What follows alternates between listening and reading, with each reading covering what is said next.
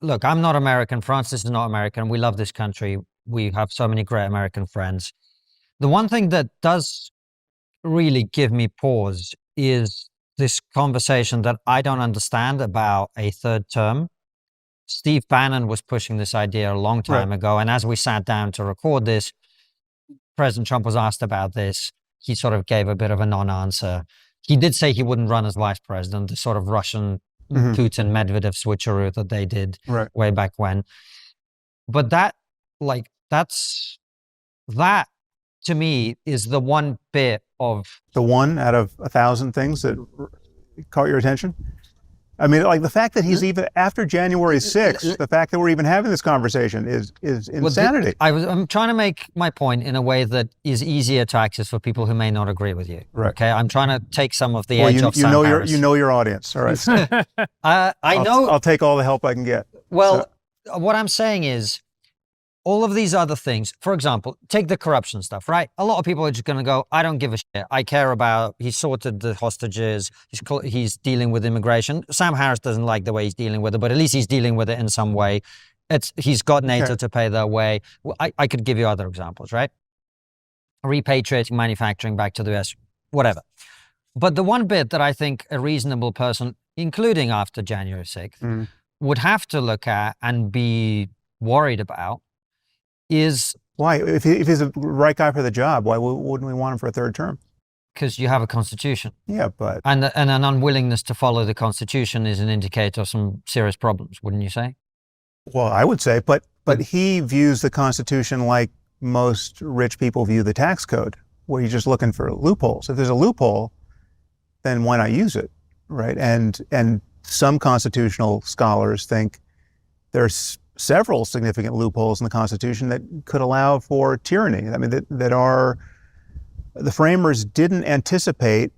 In some cases they did anticipate, and they basically just said that there's no perfect way to deal with a sufficiently unethical president, right? But one could argue that they didn't anticipate anything like Trump and the full capture of the Republican Party into something like a personality cult. I mean, what they clearly didn't anticipate is that the separation of powers is broken down because Congress doesn't care to be its own power anymore, because the Republicans are just wanting to ratify whatever lies and indiscretions the executive branch throws up.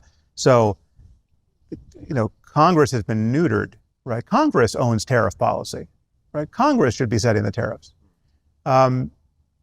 Probably these tariffs might, I'm not a lawyer, but it remains to be seen. I mean, there's now hundreds of cases in front of the courts. Much of what Trump has done already might be ruled illegal, but Congress is sitting on its hands for patently political reasons. I mean, every Republican who has any hope of maintaining a political career at this point knows that they can't cross the MAGA base. Some actually fear for their lives in crossing the MAGA base. And we know this, again, when we look at the people who said they would have impeached Trump after January 6th and didn't because they were afraid for their lives. And that's already a lurch toward tyranny in this country. I mean, that is an unraveling of democratic norms that we can't afford to let unravel. And the Constitution is no complete bulwark against any of that. We know this. I mean, the greatest lesson we've learned from now two experiments with Trumpism is that in the place of laws, we have norms in many, many places where you thought we were shored up against chaos and the unraveling of democracy by law. We really weren't. It was just everyone before Trump had the decency not to do that thing because it would look so terrible, right?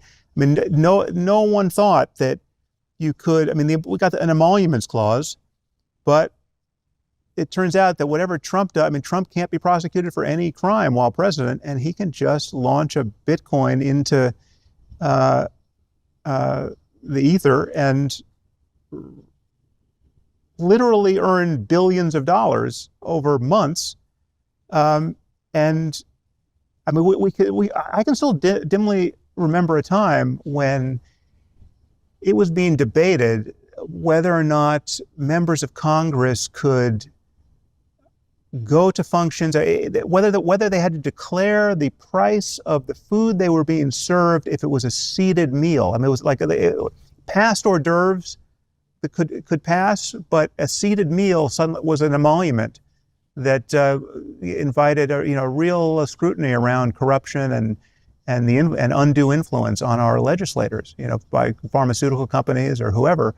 You can now transact business directly with the Trump family, from any place on earth.